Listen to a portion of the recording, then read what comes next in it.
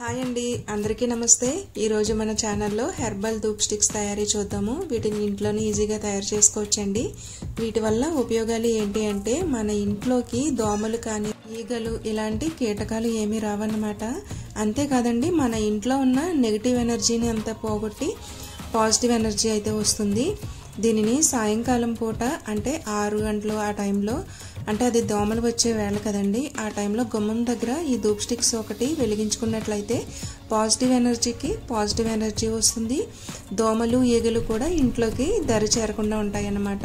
So friends, ఈ ధూప్ స్టిక్స్ని ఎలా తయారు చేసుకోవాలో చూసేద్దామా. మరి ముందుగా దీనికి కావాల్సింది వేపాకు అన్నమాట అండి. వేపాకుని తీసుకుని దీన్ని నీడన ఎండబెట్టుకోవాలి. ఇలా నీడన ఎండబెట్టుకున్న వేపాకుతోనే మనం ధూప్ స్టిక్స్ తయారు చేస్తామన్నమాట.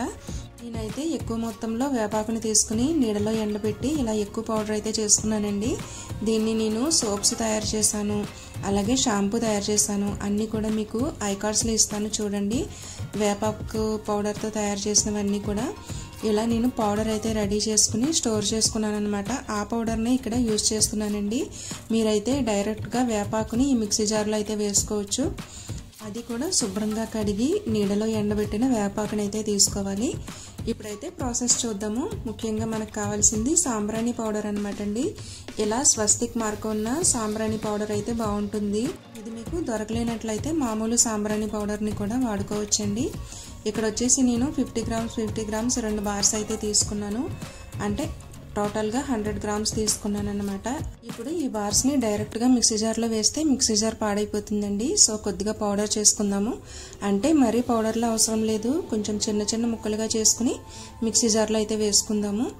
మనం ఇలా కొట్టే ప్రాసెస్లో కొంచెం గట్టిగా కొట్టినట్లయితే అడుగున గడ్డలా అయిపోతుందండి. సో కొంచెం గుల్లగుల్లగా చేసి కొట్టుకోవాలన్నమాట.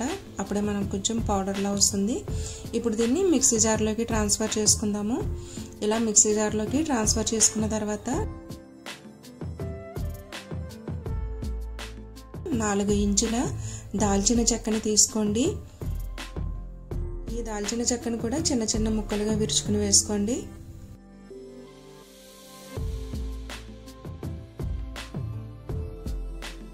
ఇప్పుడు ఇందులోకి 1 టేబుల్ స్పూన్ పసుపును కూడా వేసుకోండి.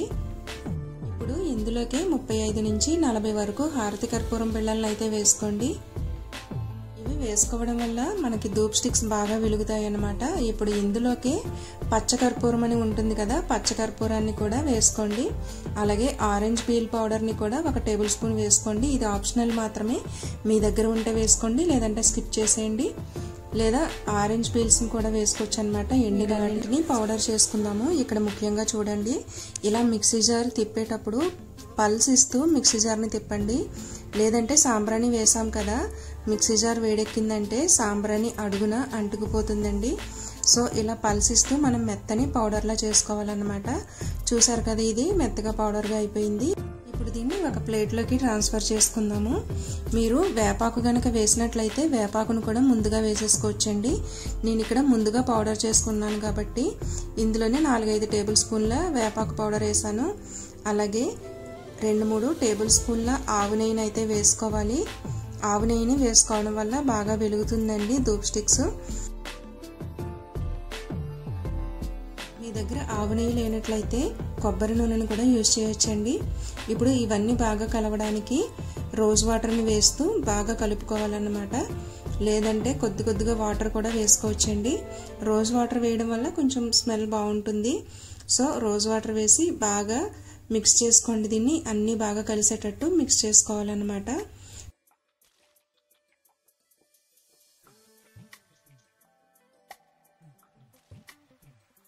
చూడండి, ఇలా కొంచెం ముద్దలా గట్టిగా అవ్వాలన్నమాట అండి. అప్పటి వరకు కొద్దిగా రోజ్ వాటర్ వేసుకుంటూ వీటిని మిక్స్ చేసుకోవాలి. ఇప్పుడైతే కోన్స్ తయారీ చూద్దాము ఈజీ ప్రాసెస్లో. మన దగ్గర పాలిథిన్ కవర్స్ ఉంటాయి కదండి, ఇలా దలసరిగా ఉన్న పాలిథిన్ కవర్స్ అయితే తీసుకోవాలి. ఈ పాలిథిన్ కవర్ని ఒక కోన్ షేప్లో చుట్టుకోండి. అంటే సన్నగా పొడవు ఉండేటట్టు చూసుకోండి. అలా కోన్ షేప్లో చుట్టుకోవాలన్నమాట.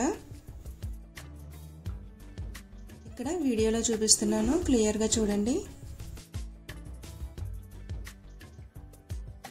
ఇలా కోన్ షేప్లో చుట్టుకున్న తర్వాత మనం తయారు చేసుకో పెట్టుకున్న పౌడర్ని ఇందులో నింపుకొని కొంచెం గట్టిగా ప్రెస్ చేసుకున్నట్లయితే మనకి చాలా ఈజీగా కోన్స్ తయారైపోతాయండి.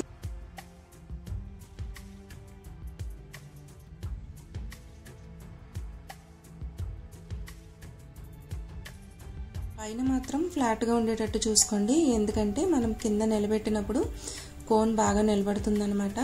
సో అడుగున మాత్రం ఫ్లాట్గా ఉండేటట్టు సమానంగా చూసుకోండి. ఇప్పుడైతే ఈ పాలిథిన్ కవర్ని విప్పేసి ఇందులో ఉన్న కోన్ని తీసి ఒక ప్లేట్లోకి తీసుకోవాలి. మళ్ళీ అదే ప్రాసెస్లో అదే పాలిథిన్ కవర్ని కోన్లా పెట్టుకుని సేమ్ ఇదే ప్రాసెస్లో మనం కోన్స్ తయారు చేసుకోవాలన్నమాట. మళ్ళీ ఇంకొకసారి క్లియర్గా చూపిస్తున్నాను చూడండి.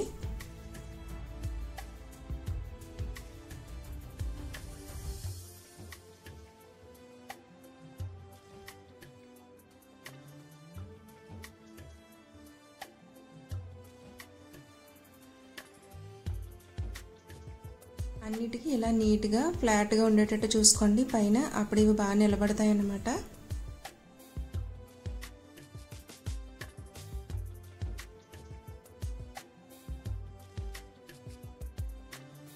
అన్నింటినీ ఇదే ప్రాసెస్లో తయారు చేసుకోండి. ఇలా తయారు చేసుకున్న వాటిని నీడన పెట్టి ఒక 5 రోజుల పాటు కదపకుండా ఉంచండి. ఇవి గట్టిగా బిగుసుకుపోతాయి అన్నమాట.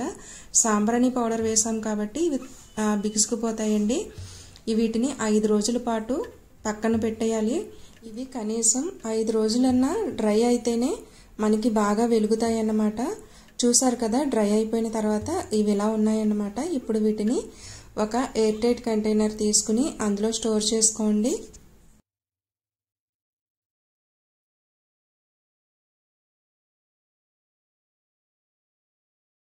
ఇక్కడ చూసారా ఇలా ఊపుతుంటే గలగలలాడుతున్నాయి, అలా అయితే మనకి బాగా వెలుగుతాయి అన్నమాట అండి. ఇప్పుడైతే ఇవి వెలిగించడానికి రెడీ అయ్యాయి అన్నమాట. ఇలా వీటిని వెలిగించుకుని మనం రోజు సాయంత్రం పూట అంటే 6 గంటల ఆ టైంలో దోమలు లోపలికి వచ్చే టైంలో గుమ్మం ముందు వెలిగించుకున్నట్లయితే దోమలు అవి లోపలికి రావండి. అంతేకాదు ఇంట్లో ఉన్న నెగిటివ్ ఎనర్జీ అంతా పోయి పాజిటివ్ ఎనర్జీ వస్తుందన్నమాట. ఇవి మంచి స్మెల్ కూడా వస్తాయండి. చూసారు కదా ఫ్రెండ్స్, హెర్బల్ ధూప్ స్టిక్స్ తయారీ. ఐ హోప్ మీకు ఈ వీడియో నచ్చిందని అనుకుంటున్నాను. నా వీడియో కనుక నచ్చినట్లయితే లైక్ చేయడం మాత్రం మర్చిపోవద్దు. అలాగే మీరు కూడా ఇంట్లోనే ఈజీగా హెర్బల్ ధూప్ స్టిక్స్ని తయారు చేసేయండి. మన వీడియో యూస్ఫుల్ అనుకుంటే మీ ఫ్రెండ్ అండ్ ఫ్యామిలీస్కి షేర్ చేయండి. మన ఛానల్ని తప్పకుండా సబ్స్క్రైబ్ చేయండి. పక్కనున్న బెల్ ఐకాన్ని యాక్టివేట్ చేయడం మాత్రం మర్చిపోవద్దు. Thank you for watching friends. Thank you.